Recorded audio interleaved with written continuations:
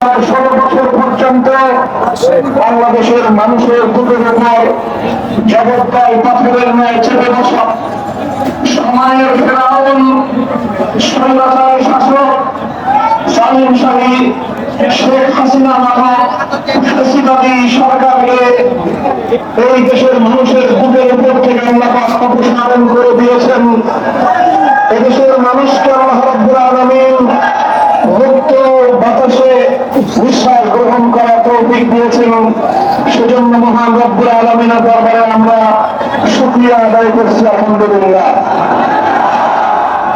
আমি এই ফ্যাসিবাদ বিরোধী দীর্ঘ সংগ্রামে যে সকল ভাই বোনদের প্রাণ বিসর্জন দিয়েছে, যারা আত্মত্যাগ করেছেন, শাহাদাত বরণ করেছেন, খুন হত্যাকাণ্ডের শিকার হয়েছেন, সেই সকল আমাদের শহীদ ভাইদেরকে বোনদেরকে আমরা শ্রদ্ধা স্মরণ করছি, তাদের আপনজনদের প্রতি সমবেদনা প্রকাশ করছি। 2011 সালের মিডিয়া বিদ্রোহের নামে দেশপ্রেমী 57 জন সেনা কর্মকর্তাকে হত্যা করেছিল খুনি হাসিনা। 2013 সালের শাপলা চত্বরে তাদের আধারের লাইট এবং আলো মিলিয়ে দিয়ে শত শত আমাদের মনোনয়ন নবীপ্রেমিক তৌহিদি জনতার উপর নির্বিচারে গুলি চালিয়েছিল শেখ হাসিনা। আমার নবীপ্রেমিক হেফাজতে ইসলাম বাংলাদেশের অসংখ্য নেতা কর্মীকে বিশ্ববন্ধুদের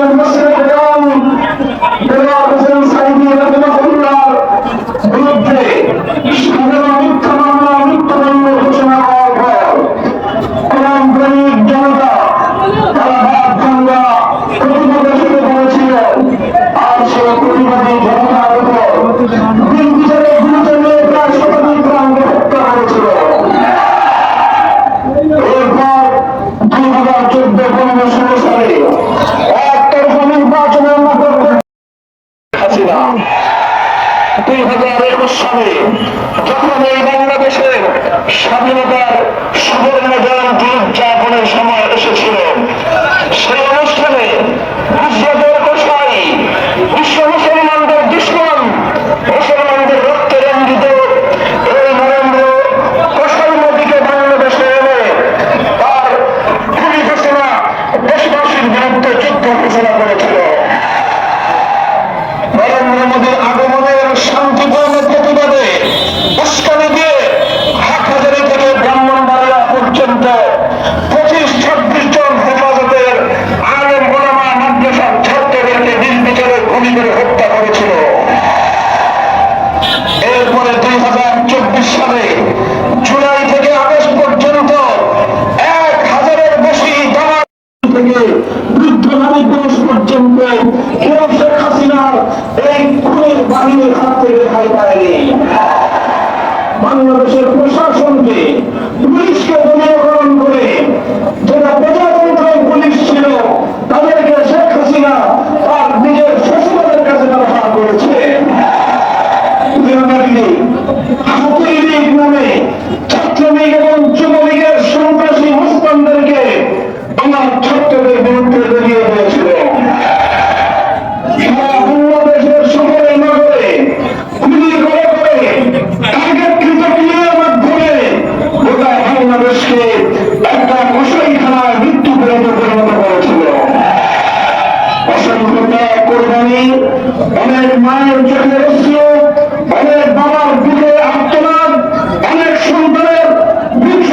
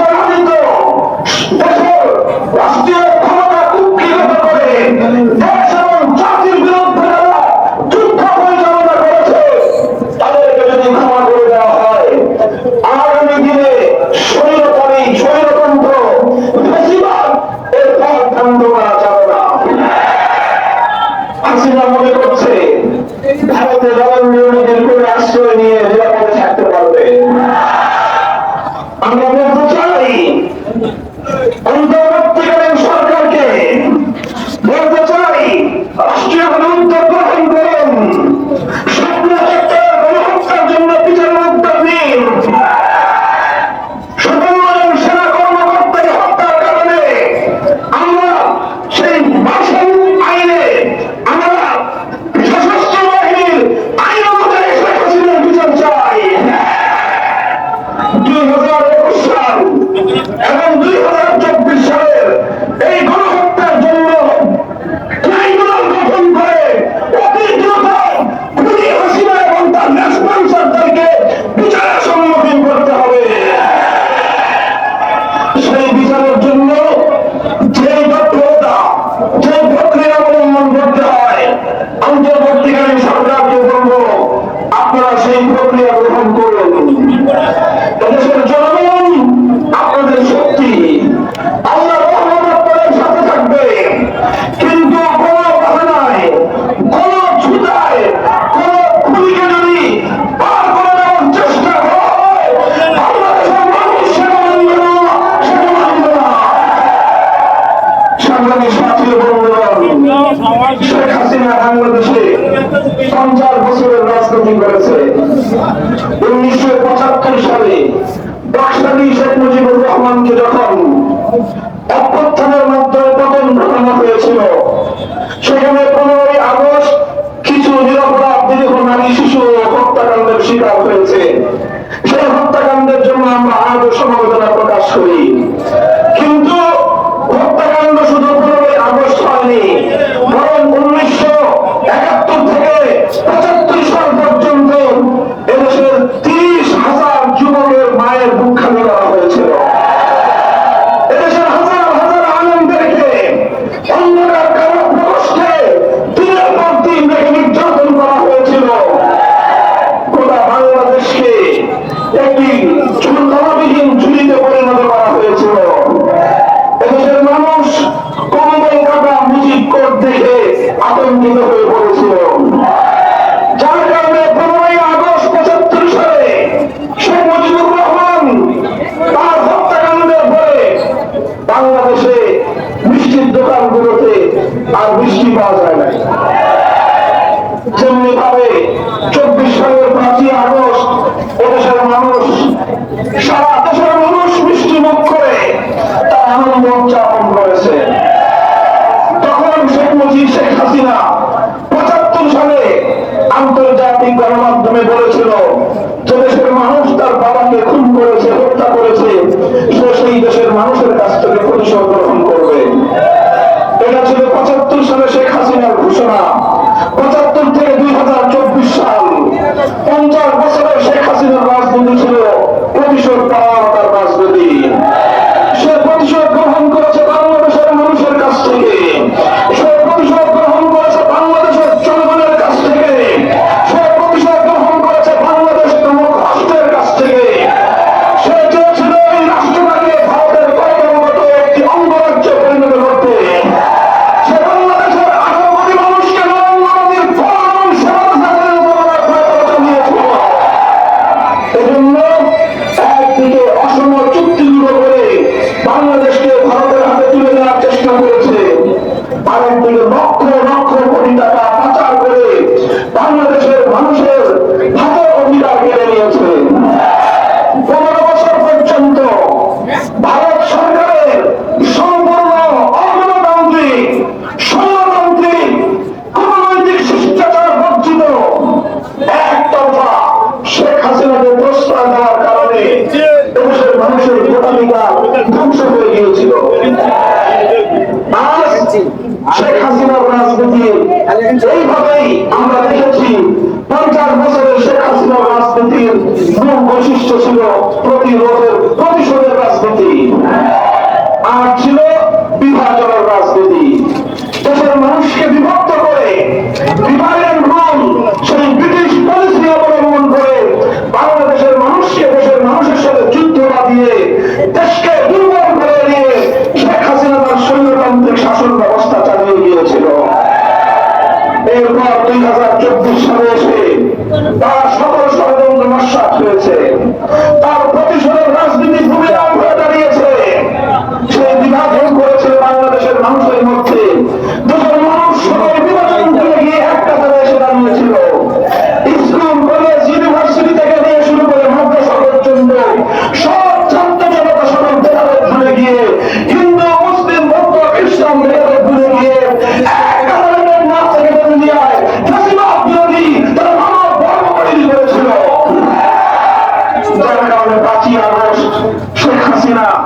12 আইটেমের বুফে দুপুরের খানা তৈরি করেছিল।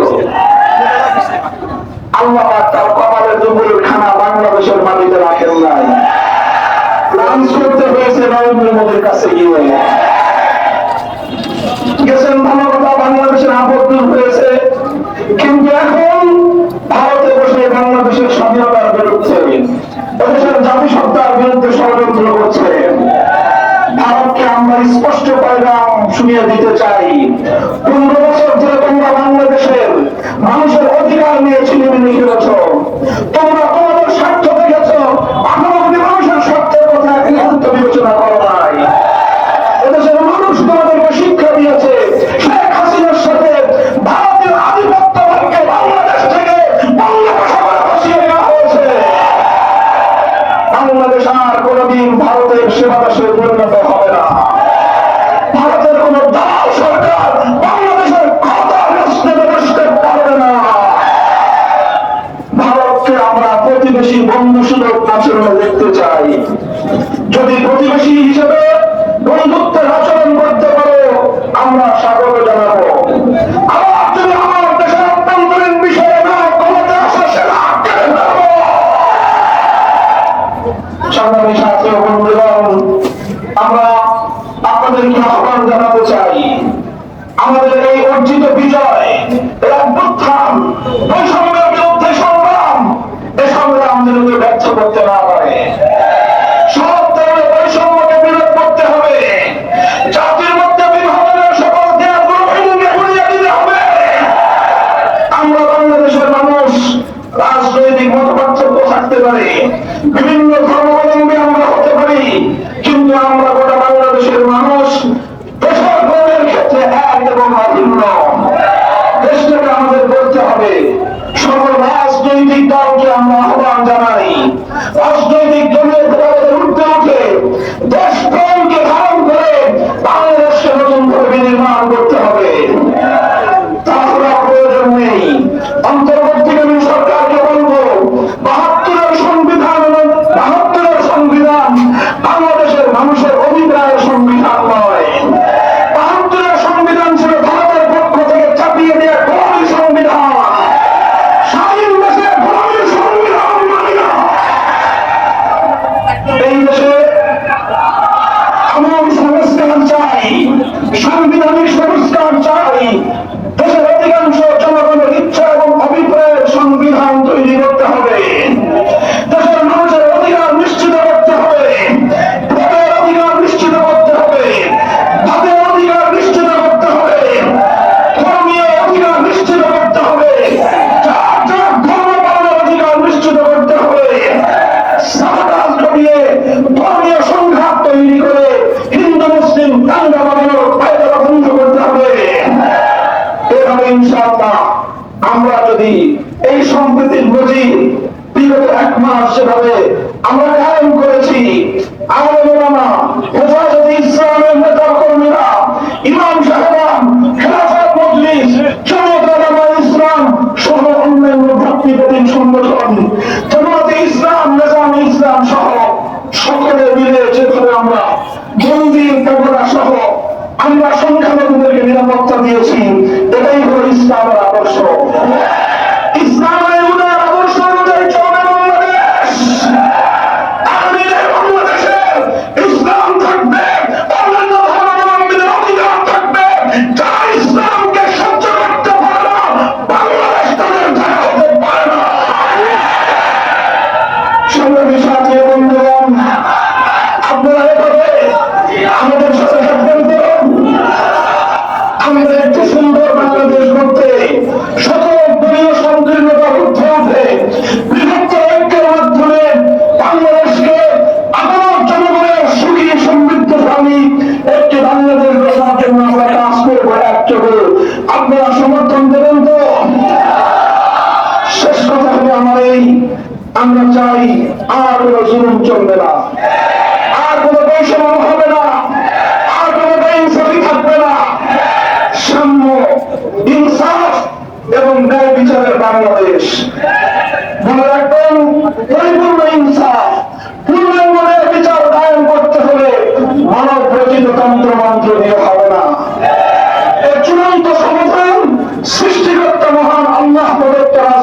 বন্দোবস্ত, আল্লাহ প্রদত্ত সেই ব্যবস্থার নামে খেলাফত ব্যবস্থা।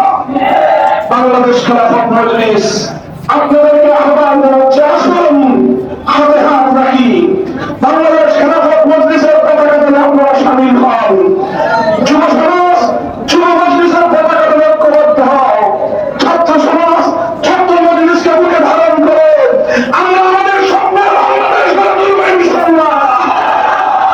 আল্লাহ আপনাদেরকে কবুল করুন। দীর্ঘ এই কষ্ট করে আপনারা আজকে পথ সভায় যোগদান করেছেন, আমরা আপনাদেরকে অনেক কষ্ট দিতে হয়েছে, এজন্য আমি আপনাদের কাছে দুঃখ প্রকাশ করছি। ইনশাআল্লাহ আগামী দিনের সংগ্রামে রাজপথে আপনাদের সঙ্গে আমরা অবস্থান নেব। আমাদের দেশ, আমাদের ধর্ম, আমাদের জাতি আমরা সুন্দর করে গড়ে তুলব ইনশাআল্লাহ। نصر من الله وفتح قريب واخر دعوانا الحمد لله رب العالمين. سبحان الله وبحمده سبحان الله العظيم. ربنا آتنا في الدنيا حسنة وفي الآخرة حسنة وقنا عذاب النار. আল্লাহ সকল শহীদদেরকে আপনি রূহের মাগফিরাত দান করুন, ক্ষতিগ্রস্তদের ক্ষতি পুষিয়ে দিন।